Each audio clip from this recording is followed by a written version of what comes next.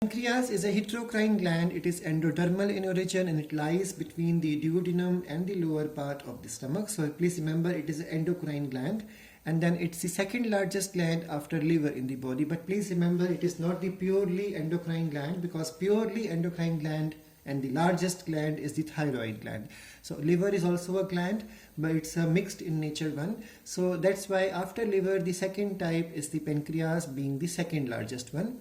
Now there are two type of things there. We learned from the NCERT that the isles of Langerhans constitute 1 to 2% of the total pancreatic tissue.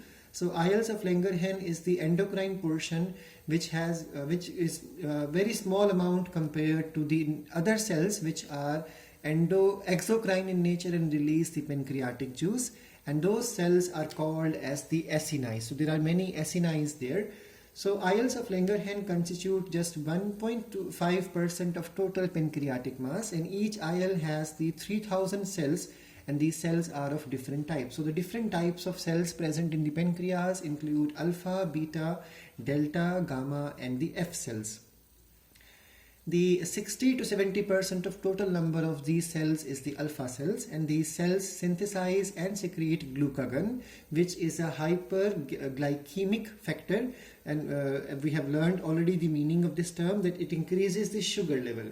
Now the beta cells constitute 25 to 30% of the total cells in this mass, and then they synthesize and secrete insulin, and this is a hypoglycemic factor, so it decreases the sugar level.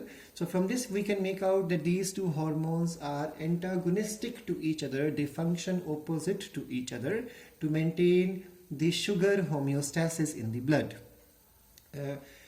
We have already learned from the NCERT, and I have explained in the offline classes also in school, that this is an anabolic hormone. So it causes more, its deficiency can cause diabetes mellitus. There are two types of diabetes mellitus, type 1 and type 2. Type 1 is called as insulin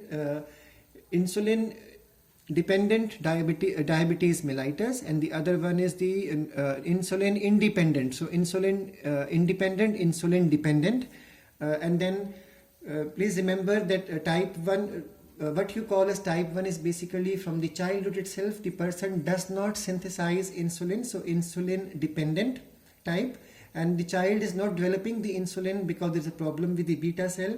So this starts from the childhood itself. And the other type is type 2, which starts later in the age, and the reason is insulin is synthesized by the body normally, but the cells which are supposed to respond to the insulin, they stop the sensitivity, they lose the sensitivity, so they do not respond to the insulin as a messenger. So two types are there. One is insulin dependent and the other is the insulin independent type. Now the next is delta cells.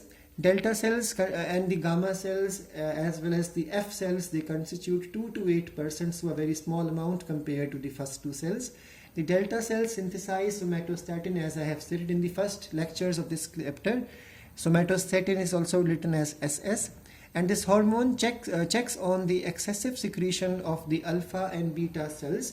So delta cells is supposed to release a factor called as somatostatin, which controls the activities of the alpha cells and beta cells. So the amount of glucagon and insulin coming out is controlled by this somatostatin. So alpha and beta cells inhibit the release of the thus inhibiting the release of the growth hormone from the hypothalamus.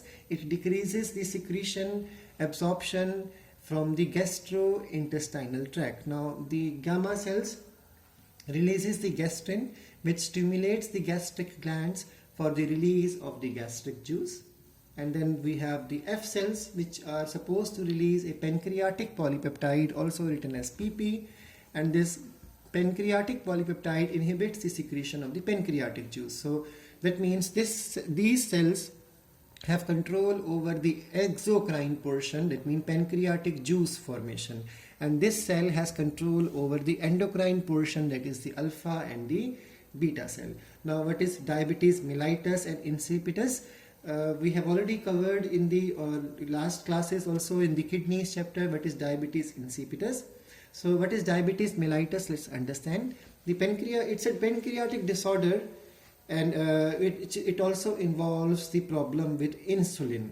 And as I told you already, it could be type 1 with insulin not prepared, or type 2 in which insulin is prepared but the cells develop resistance against insulin. So pancreatic disorder, which involves problem with the insulin's sensitivity or insulin's production. Diabetes insipidus is a hypothalamic disorder and involves the hyposecretion of ADH. Next one is diabetes mellitus. In this, the glucose comes out along with the urine. In the case of diabetes insipidus, glucose is not excreted out in the urine. Diabetes mellitus has excessive urine, which has a normal concentration though, and there is polyphagia possible. That means too much of eating. Excessive eating disorder is possible in the case of diabetes mellitus. In diabetes insipidus, there is dilute amount of but enormous volume of urine, and there is no problem with the eating disorder type. In diabetes mellitus, there is increase in the sugar level and the cholesterol level and the ketone bodies in the blood. In the case of diabetes insipidus, there is no rise of the sugar level, no rise in the cholesterol level, and there is no ketone bodies present in the blood.